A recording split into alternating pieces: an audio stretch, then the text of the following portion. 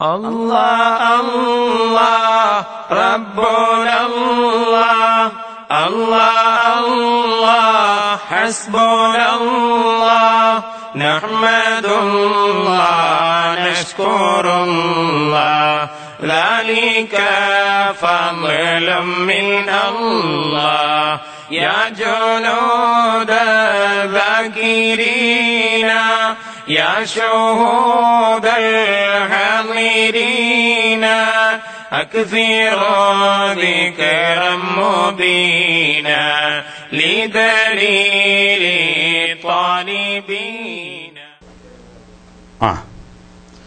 അതായത് തിരുനബി സല്ലല്ലാഹു അലൈഹി വസല്ലം തങ്ങളുടേതൊക്കെ നബി സല്ലല്ലാഹു അലൈഹി വസല്ലം തങ്ങളുടെ ശേഷം വന്ന ഇപ്പോൾ വരെ ഇനിയും വരുമല്ലോ, ഇപ്പോൾ വരെ ഇനി ഇവിടുന്ന് അങ്ങോട്ടും മഹാന്മാരായ സ്വാലിഹീങ്ങളാണെന്ന് ഉറപ്പുള്ള അഥവാ മുത്തഖീങ്ങളായ ആളുകളുടെ ഉമിനീരോ അതുപോലെയുള്ള ബർക്കത്തിന് അവരുപയോഗിച്ച വെള്ളം, അവർ വുളൂ ചെയ്ത വെള്ളം, അതുപോലെ തന്നെ അവർ മന്ത്രിച്ച വെള്ളം പോലെയുള്ളതൊക്കെ ബർക്കത്തിന് വേണ്ടി ഉപയോഗിക്കാമോ എന്ന് ചോദിച്ചാൽ ഉപയോഗിക്കാം.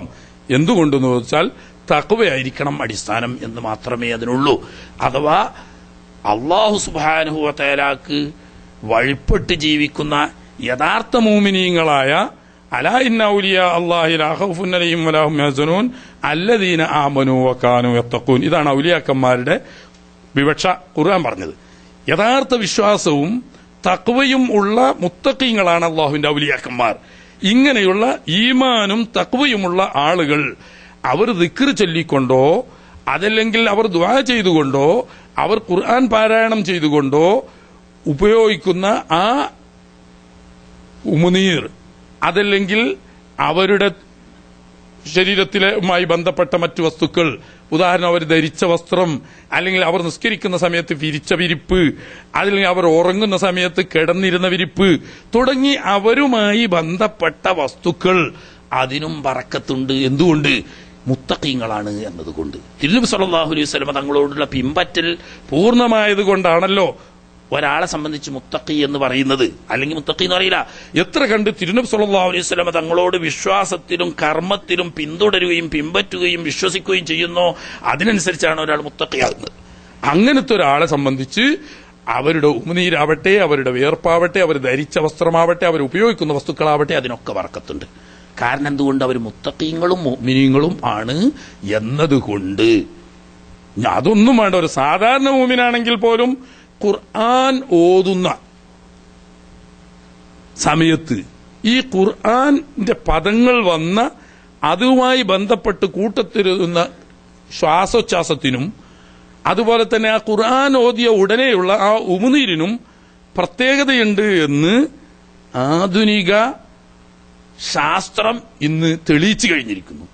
കുപ്പായം, മുടി പോലത്തതൊക്കെ ഒരു വിഭാഗമായിട്ട് മെഡിക്കൽ കോളേജിൽ വന്നിട്ടില്ല. കഴിഞ്ഞ പ്രാവശ്യം പറഞ്ഞ എന്തുകൊണ്ടാണ്? മറിഞ്ഞ മാർഗത്തിലൂടെ ആയതുകൊണ്ടാണ്. തെളിഞ്ഞ മാർഗത്തിലൂടെ ആണെങ്കിൽ അത് അതിനൊക്കെ ഡിപ്പാർട്ട്മെന്റ് വെക്കാലോ. ഇപ്പൊ എന്തൊക്കെ ഡിപ്പാർട്ട്മെന്റ് ആയി മെഡിക്കൽ കോളേജുകളിൽ. അങ്ങനെ ഡിപ്പാർട്ട്മെന്റ് വരാത്തത് മറിഞ്ഞ മാർഗത്തിലൂടെ. പക്ഷെ അങ്ങനെ മറിഞ്ഞ മാർഗത്തിലൂടെ സഹായം തേടിയത് കൊണ്ടിട്ട് എന്തായിട്ടില്ല, അവരൊന്നും മുശ്രിക്കായിട്ടില്ല. അതിനാണല്ലോ മുടി വെള്ളത്തിലിട്ടാൽ എന്നാ അങ്ങനെ ഡിപ്പാർട്ട്മെന്റ്. മുടി വെള്ളത്തിലിട്ടുകൊണ്ട് രോഗത്തിന് ചികിത്സിക്കുന്ന ഒരു പ്രത്യേക ഡിപ്പാർട്ട്മെന്റ്, അതിനൊരു പ്രൊഫസറും കുറച്ച് ഡോക്ടർമാരും നഴ്സുമാരും ഒക്കെ വെച്ചിട്ട് ഒരു പ്രത്യേക. അങ്ങനെ ഇല്ലല്ലോ, അത് മറിഞ്ഞ മാർഗത്തിലൂടെ. എന്നാൽ ഇന്ന് തെളിഞ്ഞ മാർഗത്തിലൂടെയാണ് ഇത് എന്ന് ശാസ്ത്രം തെളിയിച്ചിരിക്കുന്നു. അതുകൊണ്ട് ഇപ്പോ ഖുർആൻ മനുഷ്യനോതല്ല, ഒരു പ്രത്യേക ടൈപ്പ് ഖുർആന്റെ ടൈപ്പ് വെച്ചിട്ട് ആ ടൈപ്പിൽ ഇങ്ങനെ ഖുർആൻ ഓതുമ്പം ഈ ഖുർആന്റെ ശബ്ദം പോകുന്നതിലൂടെ വെള്ളം കടത്തി വിട്ട് ആ വെള്ളം ഒരു കുപ്പിയിൽ ശേഖരിച്ച് അത് കൊടുത്തിട്ട് രോഗശമനം ഉണ്ടാകുമെന്ന് ശാസ്ത്രീയമായി ലാബിൽ തെളിയിക്കപ്പെട്ടിരിക്കുന്നു. അപ്പൊ അതെന്തുകൊണ്ടാ? ഖുർആനിന്റെ മാസ്മരികതയാണ്.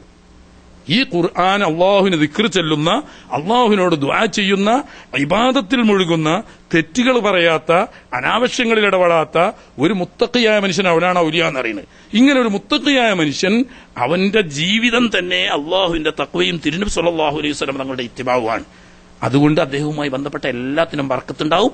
ബർക്കത്തെടുക്കുക എന്ന നിലക്ക് അതൊക്കെ ഉപയോഗിക്കാവുന്നതുമാണ്. അതേസമയത്ത് അദ്ദേഹത്തിന് സ്വന്തമായി വല്ല ഉപകാരം ചെയ്യാൻ കഴിയുമെന്നോ വല്ല ഉപദ്രവവും വരുത്തി വെക്കാൻ കഴിയുമെന്നോ അല്ലെങ്കിൽ വല്ല ഉപദ്രവങ്ങളും നീക്കിക്കളയാൻ കഴിയുമെന്നോ വിശ്വസിച്ചുകൊണ്ടാണെങ്കിൽ ആ വിശ്വാസം തന്നെ ശിർക്കാണ്, അതനുസരിച്ച് ചെയ്യുന്നതും ശിർക്കാണ്. അതേ സമയത്ത് ആള് അള്ളാഹുവിനെ തഖ്വ ചെയ്യുന്ന, തിരുനബി സല്ലല്ലാഹു അലൈഹി വസല്ലം തങ്ങളോട് ഇത്തിബാ ചെയ്യുന്ന ഒരു യഥാർത്ഥ മുത്തഖിയായ മുഅ്മിനാണ് അല്ലെങ്കിൽ ഒരു വലിയാണെന്ന വിശ്വാസത്തോടു കൂടിയാവുമ്പോ അള്ളാഹു സുബ്ഹാനഹു വ തആല ഇദ്ദേഹത്തിന്റെ ബറക്കത്ത് കൊണ്ട് അള്ളാഹു സുബ്ഹാനഹു വ തആല ഉപകാരം ചെയ്യുന്നു, ബുദ്ധിമുട്ടുകൾ നീക്കുന്നു എന്നാണ് വിശ്വാസം. അത് നേരത്തെ പറഞ്ഞ ആദരവിന്റെ ഭാഗമാണ്, ആരാധനയുടെ ഭാഗമല്ല. ഉണ്ട് അമ്മ മന്ത്രിച്ചിട്ടും കൈകൊണ്ട് ഇങ്ങനെ ആംഗ്യം കാട്ടിയിട്ടും അതുപോലെ തന്നെ പല നിലക്കും അമ്മക്ക് വലിയ കറാമത്തുകളൊക്കെ കാണുന്നുണ്ട്. സംഗതി ശരിയാണ്, നിഷേധിക്കേണ്ട ആവശ്യമില്ല.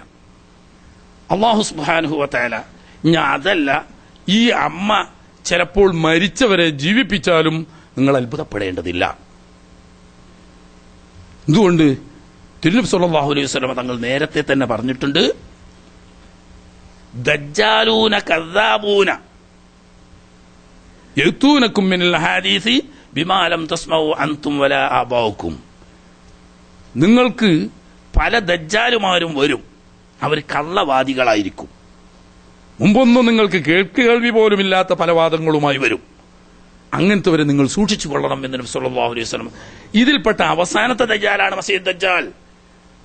ലോകം അല്ലാഹു പടച്ചന്ന് മുതൽക്ക് ഖിയാമത്ത് നാൾ വരെ അല്ലാഹു തആല ചെയ്യുന്ന പരീക്ഷണങ്ങളിൽ ഏറ്റവും കടുത്ത പരീക്ഷണം മസീഹ് ദജ്ജാലിന്റെ പരീക്ഷണം. എന്നിട്ട് ഖബറിലുള്ള പരീക്ഷണത്തെ പറ്റി നബി സല്ലല്ലാഹു അലൈഹി വസല്ലം തങ്ങൾ പറയാണ്, വലഖദ് ഊഹിയ ഇലയ്യ അന്നകും തുഫ്തനൂന ഫിൽ ഖുബൂരി കഫിത്നത്തിൽ മസീഹ് ദജ്ജാൽ. ഖബറിൽ വെച്ച് ഈ സമുദായത്തെ മസീഹ് ദജ്ജാലിന്റെ ഫിത്ന പോലെ ഫിത്നയാക്കപ്പെടും എന്ന് എനിക്ക് വഹി നൽകപ്പെട്ടിട്ടുണ്ട്. അതുകൊണ്ട് ഫസ്തഈദു ബില്ലാഹി മിൻ അദാബിൽ ഖബർ വമിൻ ഫിത്നതി. അതാണ് നമ്മൾ അത്തഹിയാത്തിൽ എപ്പോഴും അല്ലാഹുമ്മ ഇന്നി അഊദു ബിക മിൻ അദാബിൽ ഖബ്രി വമിൻ അദാബിൻ നാർ വമിൻ ഫിത്നത്തിൽ മഹ്യാ വൽ മമാതി വമിൻ ഫിത്നത്തിൽ മസീഹ് ദജ്ജാൽ എന്ന് പറയാൻ കാരണം. അപ്പോൾ ഈ മസീഹ് ദജ്ജാൽ അല്ലാത്ത ദജ്ജാലുകളുടെ കൂട്ടത്തിൽ പെട്ടതാണ് സായിബാബയായാലും അമ്മയായാലും.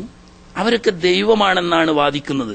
ഇവിടെ ഒരു ഇതുണ്ട്, ദൈവമാണെന്ന് വാദിക്കുന്ന ഒരു വ്യക്തിക്ക് എന്ത് അത്ഭുതവും കാണിക്കാനുള്ള കഴിവ് അല്ലാഹു തആല ചിലപ്പോൾ കൊടുക്കും.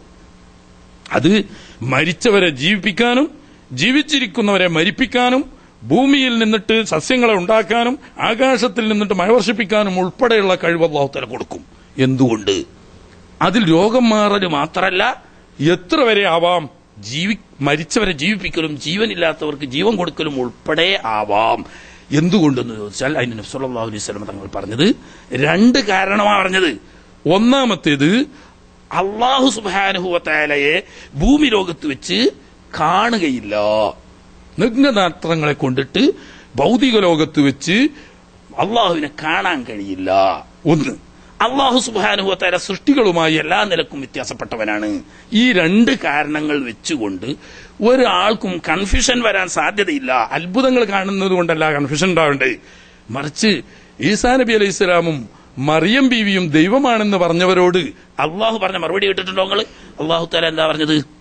മൽ മസീഹ് ഇബ്നു മറിയമ ഇല്ലാ റസൂലുൻ വ ഉമ്മുഹു സിദ്ദീഖ കാനാ യഅ്കുലാനി തആം. ഖുർആൻ പറയുന്നു.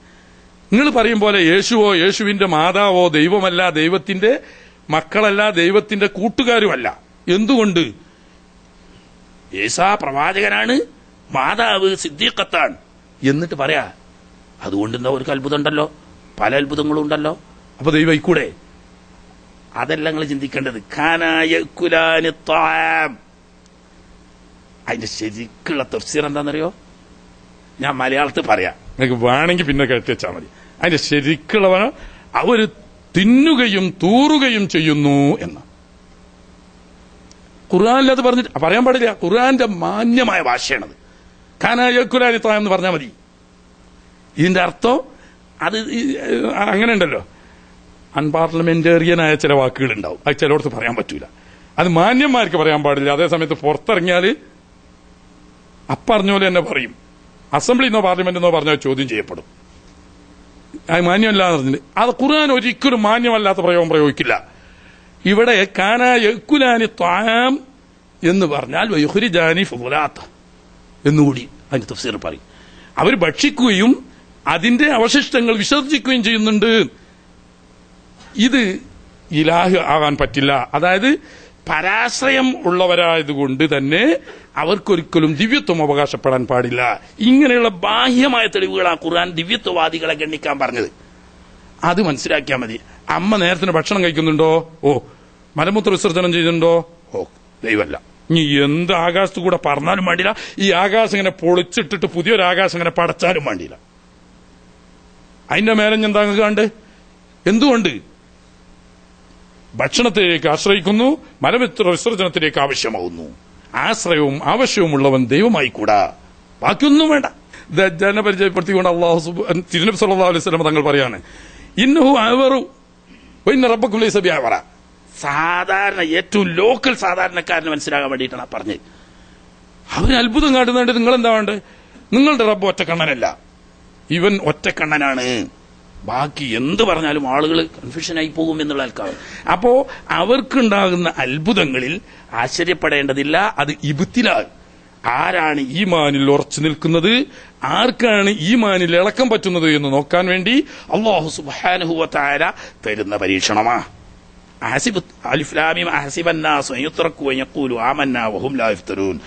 ഞങ്ങളൊക്കെ മോമിനാണ്, മുസ്ലിമാണ്, സുന്നിയാണ് എന്ന് പറഞ്ഞാൽ സ്വർഗത്തിൽ പോയിക്കോളി ഇങ്ങോട്ട്. പണ്ട് വഫാ സാർ പറയും പോലെ, നിങ്ങളാരാ? ഞാൻ മുസ്ലിമാണ്.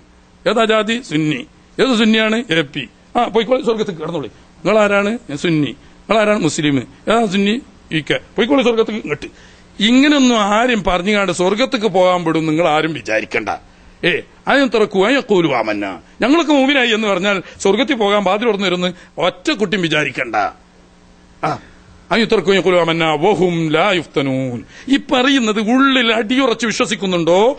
അതല്ല മുനാഫിക്കുകൾ പറഞ്ഞ പോലെ സമയത്തുന്നാസ യഖൂലൂന ഫഖുൽതു കമാ ഖാലു.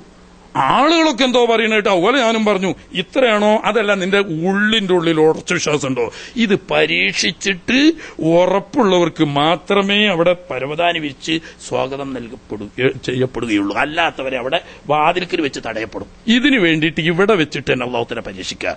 അത് ബാവനെ അയച്ചിട്ടുണ്ടാവും, അമ്മനെ അയച്ചിട്ടുണ്ടാവും, ഷെയ്ഖിനെ അയച്ചിട്ടുണ്ടാവും, തങ്ങളെ അയച്ചിട്ടുണ്ടാവും, മൂല്യാരെ അയച്ചിട്ടുണ്ടാവും, എല്ലാ ജാതിക്കാരെ അയച്ചിട്ടുണ്ടാവും. പരീക്ഷണം. ഈ പരീക്ഷണങ്ങളിലൊക്കെ ഈമാനിൽ അടിയുറച്ചു നിന്ന് കുറച്ചൊരു വിവരം അത്യാവശ്യം. അതല്ലെങ്കിൽ എന്ത് വേണം? ഉമ്മമാരുടെ വിശ്വാസം വേണം. ഈ രണ്ടാലൊന്ന് വേണം. നമുക്കൊന്നിപ്പോ ഉമ്മമാരുടെ വിശ്വാസം പോരാ. കാരണം എന്താണ്? ബാഹ്യമായി ജനങ്ങളുമായി ഇടപെടുന്നവർക്ക് പലതും കേൾക്കുകയും കാണുകയും അനുഭവിക്കുകയും ചെയ്യേണ്ടി വരും. അവിടെ ഉമ്മാമാരെ വിശ്വാസം പറ്റൂല. അതേസമയത്ത് സ്വന്തം കാര്യം ഇബാദത്തുമായിട്ട് ഇങ്ങനെ ജീവിക്കുന്നവർക്ക് ഉമ്മാമാരെ വിശ്വാസം മതി. ഇവർക്കൊരു തെളിവൊന്നും അറിയണ്ട. അല്ലാഹു ഒരുവനാണ്, അവനാണ് എല്ലാം പഠിച്ചവൻ, അവനാണ് ജീവിപ്പിക്കുന്നവനും മരിപ്പിക്കുന്നവനും, അവൻ മാത്രമാണ് റബ്ബും ഇലാഹും. വേറൊന്നും അവനറിയില്ല. മതി, അമ്പാട് മതി. അത് പക്ഷേ സ്വന്തം ഇബാദത്തുമായിട്ട് എവിടെയെങ്കിലും കൂടുന്നവർക്ക്, ജനങ്ങളുമായിട്ട് ഇടപഴകുകയും കാര്യങ്ങളൊക്കെ നിരീക്ഷിക്കുകയും കേൾക്കുകയും ഒക്കെ ചെയ്യുന്നവർക്ക് അത് പറ്റില്ല. ഉറച്ചു വിശ്വസിച്ച് തന്നെ ചെയ്തോളണം.